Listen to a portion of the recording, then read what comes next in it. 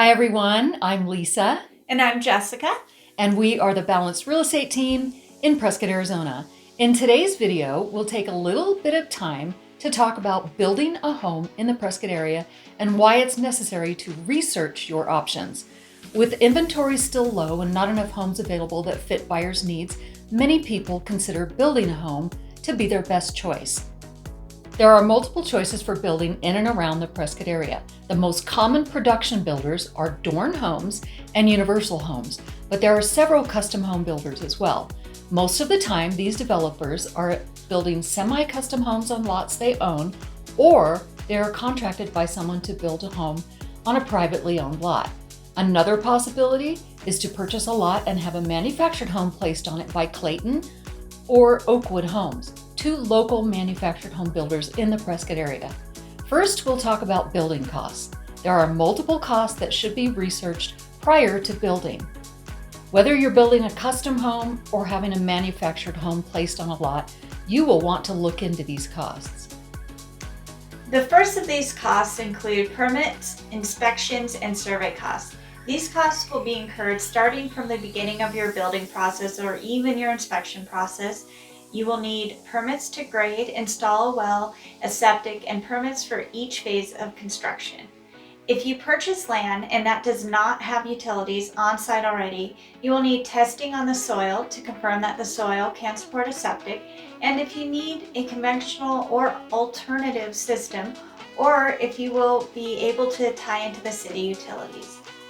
If you need a well for water supply, you will also need to identify where the water is on the property and have a well drilling company drill the well, test the water quality, test the gallons per minute, and then install the casing, pipes, pump, and electricity to have a functional well. You'll also need a land survey to confirm that you are following the county or city codes for your building envelope and where your new home will be placed on your lot. Consult with the builder to understand the common tests for the community you'll be building in or the area problems that may arise while you're building.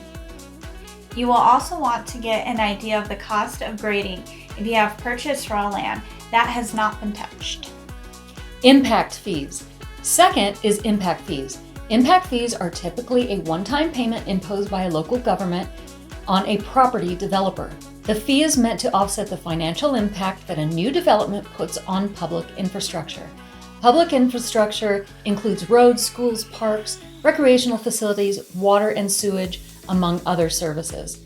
These fees will vary from county to county and town to town, and even your location. You will want to contact the local government in the area you are building to understand what these fees are. If you're building using a mass production builder, these fees will likely not apply to you as they've already been worked into the final cost of the build. Third is the type of property and building materials. Talk with a builder about the cost of supplies and what they do to keep costs down without sacrificing the quality of your build. There are many decisions to be made about these items that can increase or decrease the cost to build, and many subdivisions will have their own set of rules as well. As we all know, during the pandemic, building costs, lumber, steel, and just about everything else increased exponentially, and there were difficulties in getting enough materials to keep up with demand. Number 4, as previously mentioned, connecting utilities is another cost that can vary and should be researched prior to making any decisions. Call the electric company, the gas company, plumbers, electricians, well drillers, septic installers, engineers, grading contractors, construction companies, and any other service providers you may need to ensure your build is a success.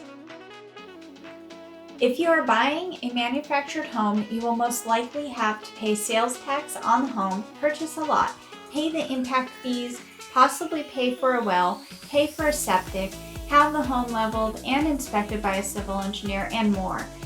There have been times when I have coached clients to know that it's not just the cost of the manufactured home, but there is a laundry list of extra costs associated with the process. I have also witnessed people be quoted a 9 to 12 month time frame for the build, but not actually get into a home for over 2 years.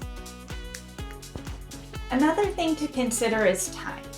When it comes to building, probably the best time option is a production builder, as they most likely have multiple systems in place that save you the hassle and the process. Some of the problems you could run into with a custom home include waiting for your plans to be drawn, which could take 2 to 6 months, homeowners association approval and resubmitting plans multiple times, and waiting for engineers in our small town to get to your project. Many cities and counties are months out on their timeline to sign off on plans, grading, and waiting for the local government to issue permits.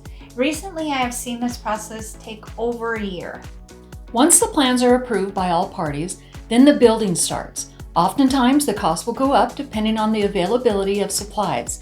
In recent years, the costs have skyrocketed, and for a short time, the builders were on a wait list for concrete, which delayed the start of the build even more. Also, because of recent world events, some supplies have been on back order for a considerable amount of time, causing even more delays. I have seen improvements lately, but these delays are still likely. Walk the lot with the builder who is experienced in building in that neighborhood. Get a copy of the building envelope and discuss how they will set the house on the lot. You could look at something without knowing the rules and purchase a lot with false hopes. I never want to see this happen.